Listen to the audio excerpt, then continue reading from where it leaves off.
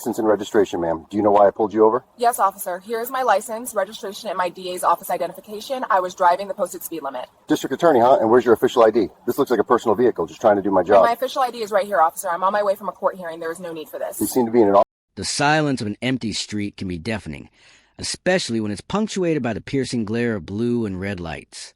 It's a silence that often precedes a storm, a moment where the ordinary shatters into the unforgettable. For District Attorney Evelyn Reed, that silence descended on a Tuesday evening, transforming a routine stop into a public humiliation and ultimately a staggering financial reckoning for an entire city. This wasn't a stop based on suspicion or probable cause. It was a brazen display of unchecked authority, fueled by bias and enabled by a system that had for too long looked the other way. The officer at the center of this storm, Officer Derek Thorne of the Chesapeake City Police Department, was no stranger to controversy. His internal affairs file, a thick dossier of public complaints and departmental reprimands, contained no fewer than 11 formal allegations of misconduct. 11 complaints. 11, a number that, by any objective standard, should have triggered a far more severe intervention long before he ever encountered Evelyn Reed. Evelyn Reed was not just a citizen. She was an officer of the court, a respected prosecutor, a woman who had dedicated her life to upholding the very laws Officer Thorne was sworn to enforce. Her credentials were impeccable: a Harvard Law graduate, a former federal prosecutor, and at the time of this incident, the elected district attorney for Chesapeake City. She represented the pinnacle of professional achievement, a testament to relentless effort and intellectual rigor. Yet, in the eyes of Officer Thorne, she was reduced to a suspicious figure, an object of his arbitrary authority, treated with contempt usually reserved for hardened criminals, not the city's chief prosecutor. The contrast was stark, infuriating, and tragically predictable. Before we continue uncovering the layers of this egregious incident, where are you watching from? Take a moment to drop your location in the comments below. Your engagement helps us bring these critical stories to a wider audience, ensuring that accountability isn't just a word, but a persistent demand. It was a crisp autumn evening in Chesapeake City, the kind where the air held a hint of wood smoke and the promise of a long, cold winter. The city's downtown core, usually bustling with late-night diners and theater-goers, was quieting down, the last vestiges of rush-hour traffic fading into the hum of distant sirens. A light, persistent drizzle had just begun to fall, slicking the cobblestone streets and reflecting the neon glow of storefronts in shimmering streaks. The clock on the old courthouse tower had just chimed 9:17 p.m. District Attorney Evelyn Reed had just finished a grueling, unscheduled meeting with a task force investigating a complex public corruption case. The fluorescent lights of her office had long been extinguished, and the only illumination came from the streetlights filtering through her window. She was tired, her mind still replaying witness statements and legal strategies. Her day had begun before dawn, poring over briefs, followed by a relentless series of court appearances, staff meetings, and community outreach events. She had earned her position through decades of tireless dedication, beginning with her undergraduate studies at Howard University, where she graduated summa cum laude, followed by her Juris Doctor from Harvard Law, where she was an editor of the prestigious Harvard Law Review. Her career trajectory was a testament to her brilliance and unwavering commitment to justice. She had served as a public defender, a prosecutor in the U.S. Attorney's Office, and eventually, after a hard-fought campaign, she was elected the District Attorney of Chesapeake City, making her the first black woman to hold that office. Her shelves were lined with accolades, from the local NAACP chapter's Champion of Justice award to the American Bar Association's Public Service Award. She was, by every measure, a pillar of her community, a guardian of the very legal system Officer Thorne was ostensibly part of. Officer Derek Thorne, however, operated under a different set of principles, or perhaps a complete disregard for them. His record painted a disturbing picture of a man consistently exceeding the bounds of his authority, a pattern that was clear to anyone who bothered to look. His internal affairs file, obtained through a public records request, detailed a litany of transgressions. In 2018, Thorne faced a formal complaint for excessive force after a video surfaced showing him violently shoving a non-resisting street vendor during a routine questioning, resulting in the vendor sustaining a concussion. The department issued a 2-day suspension, citing insufficient de-escalation tactics. A year later, in 2019, he was accused of racial profiling during a traffic stop, where he allegedly detained a black family for over an hour without cause, demanding to search their vehicle despite their refusal and lack of probable cause. The complaint was ultimately unsubstantiated by internal affairs, a common outcome that often emboldens officers. In early 2021, Thorne received a formal reprimand for a procedural violation, specifically for failing to properly document evidence at a crime scene, leading to a critical piece of evidence being inadmissible in court and a suspect walking free. And just 6 months prior to his encounter with D.A. Reed, a complaint was filed alleging verbal abuse and intimidation tactics against a witness in a domestic violence case, resulting in the witness withdrawing their cooperation. The pattern was not just clear. It was a neon sign flashing a warning that the department consistently chose to ignore. The call came in at 9:05 p.m., a vague dispatch report of a suspicious person observed near the rear entrance of the Chesapeake City Courthouse, allegedly loitering and looking into windows. The caller, an anonymous individual, described the person as a black woman in a dark suit acting strange. No specific suspicious activity was detailed beyond looking into windows, which, for an attorney or staff member working late, was hardly unusual, but the description, tinged with implicit bias, was enough to activate the system. Evelyn Reed, after a late meeting, was simply walking to her personal vehicle, parked in the designated DA's lot behind the courthouse. She carried her briefcases, her mind still replaying the day's events, her footsteps echoing softly on the wet pavement. She was, in every sense of the word, engaged in a normal, legitimate activity, the mundane end to an extraordinary day. She had just reached her car, fumbling for her keys, when the glare of headlights cut through the dimness, followed by the screech of tires. Officer Thorne's patrol car skidded to a stop, blocking her path. The driver's side window rolled down with a mechanical whine. "Evening, ma'am. What are you doing here?" Thorne's voice was clipped, immediate, devoid of any preamble or courtesy. Evelyn, startled, turned. "Excuse me, officer. I'm the district attorney. I just left my office." She held up her official identification badge, clipped her lapel, which clearly displayed her name, title, and photograph. Thorne's eyes, however, didn't linger on the badge. They scanned her face, then her expensive suit, then her briefcases, as if searching for an incongruity. "District attorney, huh? At this hour? And you're just loitering?" His tone was laced with skepticism, an immediate presumption of guilt. "I was not loitering. I was walking to my car after a meeting," Evelyn stated, her voice calm but firm, a practice cadence from years in courtrooms. "My office is right there." She gestured toward the courthouse. "Anyone can make a fake ID, ma'am," Thorne retorted, his hand already resting on his sidearm. "Let me see your driver's license and registration. Step away from the vehicle." The command was abrupt, confrontational, escalating the situation without cause. Evelyn, still holding her DA badge, now reached for her purse to retrieve her driver's license. "Officer, this is my official identification. I assure you it's not fake. I am District Attorney Evelyn Reed. You can verify my identity right now." "I don't need you to tell me how to do my job," Thorne snapped, stepping out of his vehicle. His posture was aggressive, shoulders squared, chin jutted out. "Driver's license, now. And I need to know why you're here after hours. This is a secure area. Should officers be required to immediately verify the credentials of someone presenting official identification, especially in a professional context, before escalating an interaction?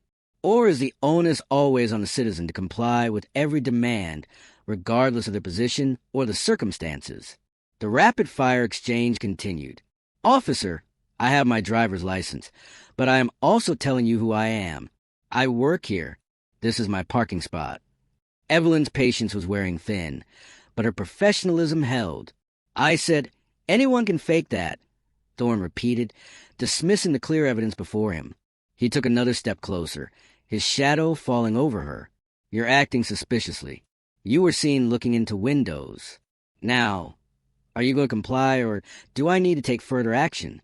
His voice had risen, attracting the attention of a few late-night workers leaving a nearby office building.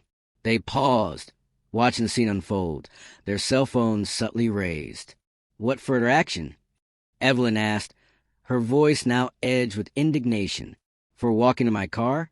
For being the district attorney?"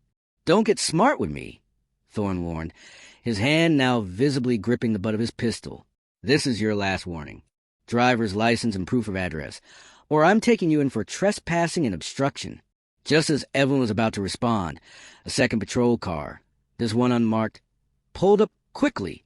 Detective Sergeant Anya Sharma, a seasoned supervisor known for her calm demeanor and strict adherence to protocol, emerged. She had been monitoring the radio traffic and recognized the location. She immediately recognized D.A. Reed. "Officer Thorne, what is going on here?" she demanded, her voice cutting through the tension. Thorne, caught off guard, hesitated. "Sergeant, I'm investigating a suspicious person. She claims to be the DA, but she's refusing to cooperate." Sergeant Sharma's gaze flickered from Thorne to Evelyn Reed, then to the DA's official badge, still clearly visible on her lapel. Without a word, she walked directly to Evelyn. "District Attorney Reed, are you all right?" she asked, her tone respectful and concerned. Evelyn nodded, her eyes meeting Sharma's. "Sergeant, I am fine, but Officer Thorne seems to believe my official identification is fraudulent and that I am trespassing on my own property." Sergeant Sharma turned back to Thorne, her expression hardening. "Officer," step away from a vehicle. "Give me your badge and your weapon now." The command was delivered with an unmistakable authority, leaving no room for argument. The immediate resolution was swift and decisive, a rare moment of institutional accountability in real time. Sergeant Sharma, after confirming D.A. Reed's identity through dispatch and a quick call to the courthouse security, ordered Officer Thorne to stand down, his aggressive posturing deflating under the weight of her authority. She personally apologized to District Attorney Reed, acknowledging the egregious nature of Thorne's conduct. Thorne was immediately relieved of duty, his badge and weapon confiscated on the spot. He was escorted from the scene by Sergeant Sharma herself, his face a mask of disbelief and simmering resentment, a clear indication that he genuinely believed he had done nothing wrong. The incident, however, was far from over. Should officers who engage in such clear-cut abuses of power, especially against public officials whose identities are easily verifiable, face automatic termination without the protracted internal affairs investigations that often shield them? Is immediate, unequivocal consequence the only way to truly deter such behavior? The encounter, though brief, had been captured from multiple angles. The late-night workers who had paused to watch had done more than just observe. They had recorded. Within hours, snippets of the confrontation began to circulate on social media. By morning, the full video, stitched together from various bystander recordings, had gone viral. The hashtag Justice for Dear Reed trended nationally. News outlets picked up the story, dissecting every frame, every word. The footage showed Thorne's escalating aggression, his dismissive attitude towards Reed's credentials, and the palpable tension that permeated the scene. Within 24 hours, the primary video had amassed over 15 million views across platforms, with hundreds of thousands of shares and comments, many expressing outrage and disbelief that a high-ranking public official could be subjected to such treatment. The city of Chesapeake City suddenly found itself under a harsh, unforgiving spotlight. The institutional responses were immediate, but not entirely proactive. The Chesapeake City Police Department initially released a boilerplate statement, promising a thorough internal investigation.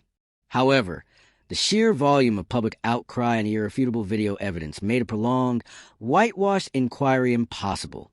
District Attorney Reed, after consulting with her legal team, filed a civil rights lawsuit against Officer Thorne and the city of Chesapeake City, alleging false arrest, assault battery, civil rights violations under the 4th and 14th Amendments, and intentional infliction of emotional distress.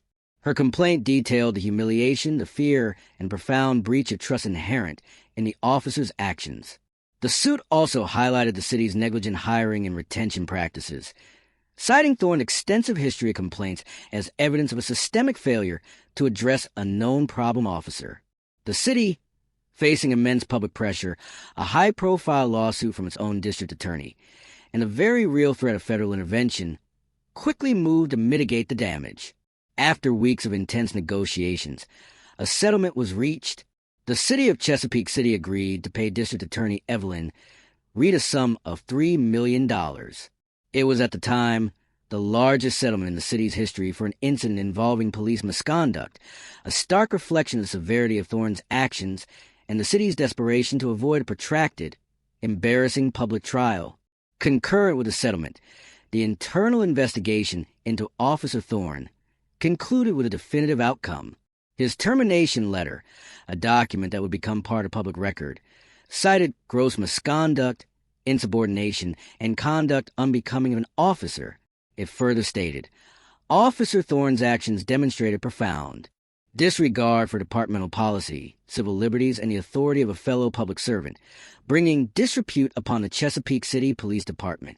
Beyond termination, the state's Police Officer Standards and Training Post Council, acting on the department's recommendation, voted to decertify Officer Derek Thorne, effectively revoking his ability to ever serve as a law enforcement officer in the state again. His career, built on a foundation of escalating abuses, was finally irrevocably over. In the wake of the settlement and Thorne's decertification, District Attorney Evelyn Reed delivered a powerful, poignant speech that resonated far beyond the confines of Chesapeake City. Standing before a packed press conference, her voice steady and resolute, she articulated the profound implications of her experience. "If this can happen to me," she declared, her gaze sweeping across the assembled journalists, "a person with privilege, with power, with a badge of my own, what hope does the average citizen have? What happens to the young black man or woman who doesn't have the title, the education, the platform to fight back?" This incident was not just about Officer Thorne and me. It was a glaring symptom of a deeper illness within our institutions, a sickness that allows bias to override evidence and unchecked power to erode fundamental rights. My badge should not have been my shield. My humanity should have been enough. Her words underscored the universal vulnerability to systemic injustice, regardless of one's social standing. Given the systemic failures highlighted by Officer Thorne's extensive complaint history and the city's subsequent multi-million-dollar payout, should such an incident automatically trigger a federal investigation into the broader practices and culture of the Chesapeake City Police Department? Or is local accountability sufficient? The department's own findings, released as part of the post-settlement transparency efforts, painted a grim picture of systemic failures. The internal review, conducted by an independent panel, identified several critical deficiencies. Firstly, a severe lack of adequate de-escalation training, particularly in scenarios involving non-compliant but non-threatening individuals. Secondly, a culture of impunity was cited, where repeated complaints against officers, particularly those involving allegations of racial bias or excessive force, were often downplayed, dismissed, or met with minimal disciplinary action, effectively signaling to officers that their misconduct would not have serious repercussions. Thirdly, the review pointed to an insufficient civilian oversight mechanism, noting that the existing board lacked real power to enforce recommendations. Finally, it highlighted the failure of command staff to proactively identify and address patterns of problematic behavior, especially concerning officers like Thorne, whose records clearly indicated propensity for aggressive and biased interactions. In response to these findings and the ongoing public pressure, the Chesapeake City Police Department announced a series of sweeping reforms. These included mandatory, greatly expanded de-escalation training programs, with a specific focus on implicit bias recognition and communication strategies. A revised body camera policy was implemented, mandating that officers activate their cameras from the moment they initiate an interaction, with strict penalties for non-compliance. The city also committed to strengthening its civilian oversight board, granting it subpoena power and the authority to independently investigate complaints and recommend disciplinary actions. Furthermore, a red flag system was introduced, designed to flag officers with multiple complaints for mandatory retraining, psychological evaluation, and potential reassignment before their conduct escalates to severe incidents.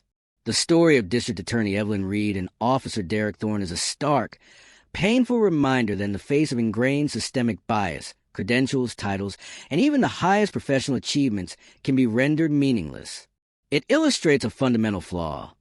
When an officer's personal biases are allowed to override clear evidence, when the authority of a badge is weaponized against the very people it is meant to protect, the entire framework of justice begins to crumble. The incident laid bare the devastating consequences of unchecked power, demonstrating how a single officer's actions, left unaddressed for too long, can inflict not only individual trauma, but also immense financial and reputational damage upon an entire municipality. The city paid $3 million, a staggering sum that represents the tangible cost of institutional negligence.